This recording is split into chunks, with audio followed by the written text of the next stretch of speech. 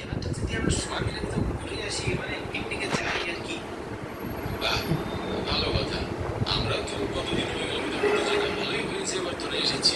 আমরাও কোথাও ঘুরতে যাবো। তা কবে যাবি ঠিক করেছিস? কালকেই চলুন দাদা, ঘুরে আসি কোথাও। আমার পরিচিত একটা জায়গা আছে, সেখানে তোমরা চাইলে যেতে পারি। জায়গাটা বেশ সুন্দর। কোথায়? আমার বাপের বাড়িতে একটা বড় ডাক বাংলো আছে। আমরা ছোটবেলায় সেখানে অনেক যেতাম।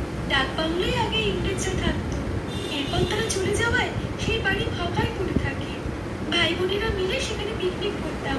বহু বছর হয়ে গেল গ্রামে যাই না, সবার তেমন খোঁজ খবরও নেই। আমরা বরং সেখানে গিয়ে ঘুরে আসি আর সবার খোঁজ খবরও নিয়ে আসতে পারি। তোমরা কি বলো? বেশ ভালোই বললে। কতদিন হয়ে গেল শ্বশুর বাড়ি যাই না।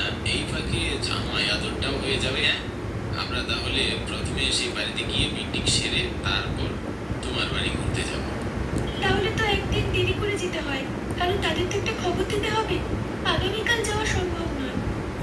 আরে বৌদি, জানিয়ে যাওয়ার দরকার কি? হুট করে গিয়ে তাদের সবাইকে অবাক করে দেবো। দেখবে তারা হঠাৎ আমাদের সবাইকে দেখলে বেশ খুশি হবে। বেশ ভালো হয়। আমরা তাহলে কালকে যাওয়ার আয়োজন করি। আচ্ছা বেশ, আমরা কালকে সকালে রওনা দেব।